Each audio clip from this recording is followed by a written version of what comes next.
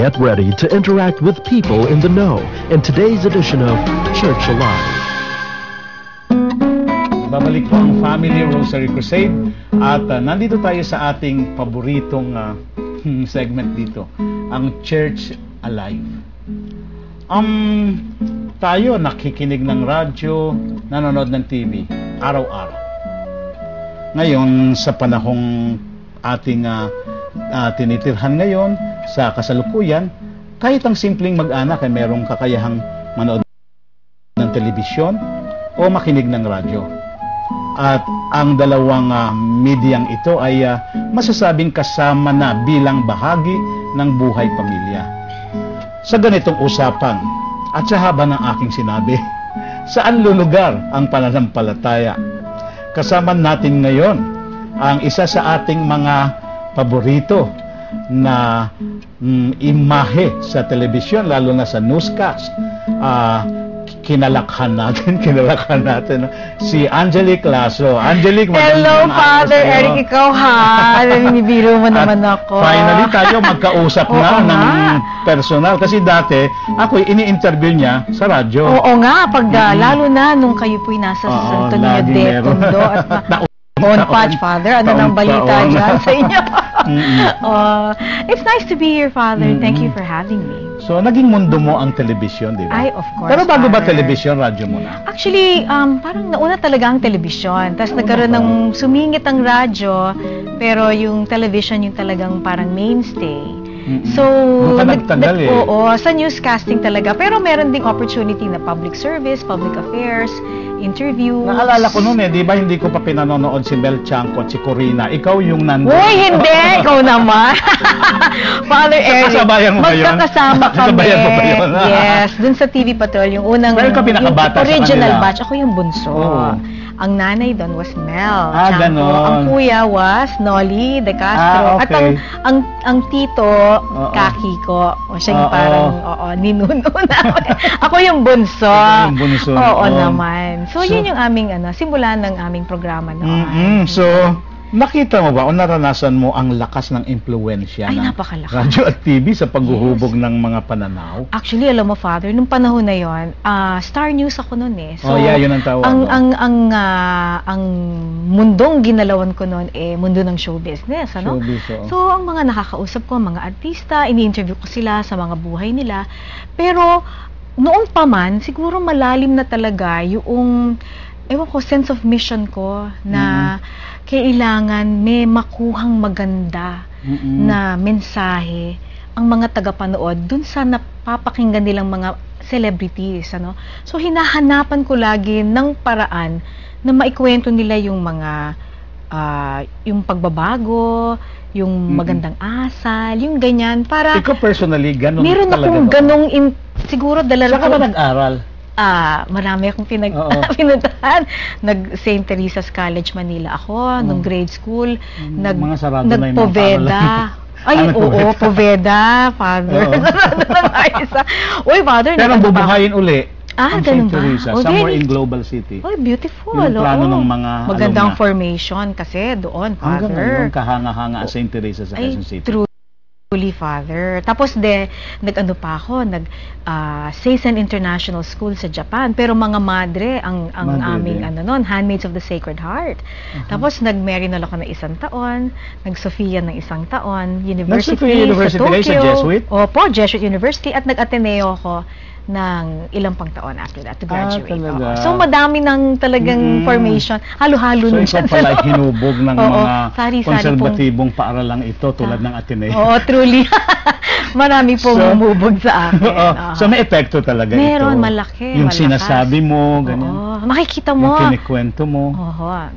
Kaya importante rin yung kung paano mo ilalatag yung tanong, 'di ba? Kasi kung yung tatanungin mo yung puro kontrobersya lang, pwede namang talagang pwedeng putik lang ang ibabato, putik lang ang lalabas. Papunta ko diyan. Yung second question ko tungkol diyan Paano nagiging negatibo naman ang impluwensya nito? Ayun na nga, kung nasa negative din lang yun lang negative lagi ang iyong ipo-pursue.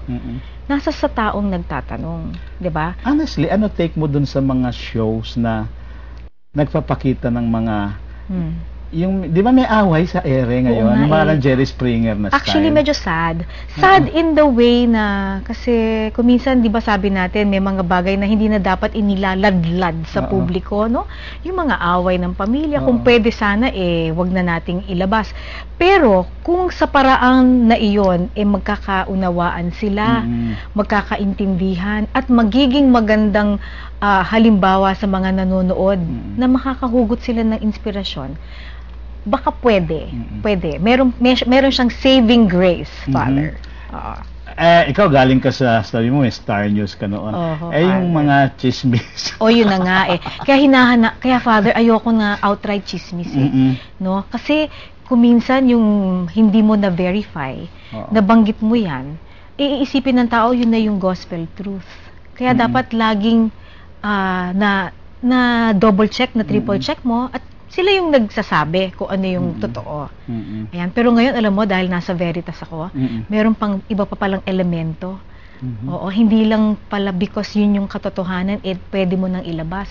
Oo nga, sinabi ni ganito na totoo na ganito nangyari, pang-aapi sa kanya o whatever, no?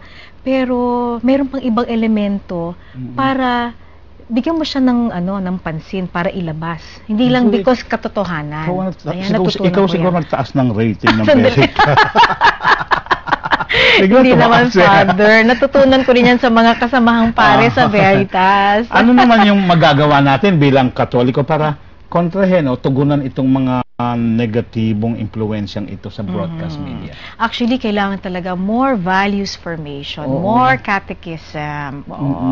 Kasi ang taong informed, no, Father, at formed, mas hindi siya madadala ng mga fads, ng mga trends na kuminsan uso lang pero hindi malalim or walang ugat, no? Kasi kagaya yung mga napapanood sa TV, yung mga influences ng American media or ng ibang media, yung mga palabas, mga pelikula, mga sitcom, na parang okay lang yung kumilos ng ganito, yung mga one night stand, alam mo yun, yung hindi pa kayo magkakilala, sige kung ano na ang gagawin, di ba? Yung ganyang influence, kung hindi mo ginagabayan ng maayos ang iyong mga anak or yung pamilya mo, pwedeng matangay. Diba? Pero kung solid ang iyong kapit sa foundation, yung foundation mo sa values, Father, ano ba ang mga mahalaga? Ano ba ang committed love? Ano ba yan? Kung meron mga ganyang klaseng formation, Father, palagay ko, hindi maliligaw ang ating mga kabataan. Ano ba ang programa mo sa kasalukuyan? Ngayon po, ang programa ko ay sa Radyo Veritas, yung Barangay Simbayanan. Kasama po dyan yung current news and church advocacy. So, nagsasanib po yun. So, ito ay palatuntunan ng simbahan. Yes. Ang tanong ko is, bakit parang mas gusto ng mga taong panoorin o pakinggan yung mga secular na na mga programa kaysa sa, parang mas click yung mga secular kaysa sa mga may religious tone? Siguro kasi gusto nilang maaliw, no? Yung iba, baka akala nila yung kantahan, masaya yung kantahan, yung sayawan, ganyan, masaya. Pero pansamantala lang na lumilipas, nalilimutan nila yung kanilang problema. Pero actually, kung tutuusin, pwede mo namang gamitin yung mga elemento na yun Pwede mo pa rin gamitin ng musika, pwede mo pa rin gamitan ng magagandang storya, Father, pero ini-inject mo, pinapasok mo dyan yung pagkakatikais. Ako na nasa Veritas ako, ang mga tugtog ko, puro mga rock and roll. Pwede naman makakahugot ka naman ng inspirasyon sa mga bagong tunog, di ba? Bagong tugtog. Kaya pa ako nawala na. Joke. Oo, di ba namin naman inspiring music, Father? Marami. Kaya lang kasi, nung magpunta ako sa FM, nagpunta ako sandali sa Tambayan parang mas nakita ko yung mundo kong bigla Ayan. Parang ito yata gusto ko. Kaya lang, bandang huli, hindi na rin kaya sa dami ng ating trabaho. Ngayon, paano naman, hindi ba mahirap ihalo yung tungkol sa paghuhubog sa kabutihang asal, mga values, at pananampalataya sa mga programa na hindi naman nagiging hard sell ito? Pwede ba yun? I think nakikita ko na yan. Nangyayari na? Mukhang Okay. merong ini-inject na Father. Maganda, ano? Nakikita natin, like sa mga palabas sa Channel 2, for instance, even sa 7, yung, di ba yung si Santino, di ba? Yung batang, tama ba yung pangalan niya? Baka naman iba na yung pangalan. Santino. Tama Oo. ba? Oo. Or kaya yung pinapasok nila yung role ng simbahan o ng laging may pare. pare, ano? Oo. So nagkakaroon ng konting formation. Oo. So pero pa konti-konti lang siguro. Oo. Oo. Pero kagaya ng sa Radyo Veritas, yan talaga mas talagang buong-buo Oo. na makikita at maririnig mo yan. Yung values formation. So kanina sinabi mo yung Love iyong of God. yung iyong personal na layunin kaya ka Opo. nasa broadcast media, di ba? Sa tingin mo ba nagawa mo na ito o natugunan mo na yung personal na mission na hindi naman yung personal talaga, yun ang calling mo, yun ang mission na ibinigay sa iyo ng Panginoon nung ikaw ay pumasok sa broadcast media. Nagawa mo na ba? Nagawa mo ba yung mga Palagay ko unti-unti, Father. Kasi lahat naman tayo we're still all evolving, ano? Kumbaga, the Lord's not done with me yet. And maybe He's also still working on you, no? Yeah, we are all think, work we're in all progress, still works in progress. Palagay ko, dahil natututo rin ako, Father, ano? Sa mga iba ko pang ginagawa, sa Marriage Encounter, natututo ako doon.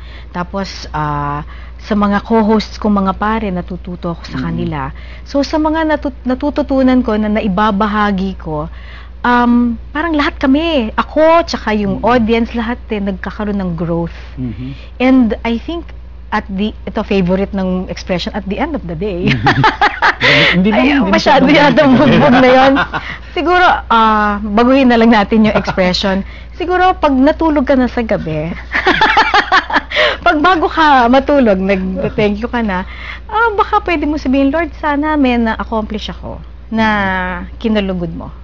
Or nakatulong ako na may taong na-inspire o merong nabago, kung meron siyang mga ugali na dapat baguhin. Yung mga ganun, Father, pa konti-konti lang We don't really need to have drastic change, diba?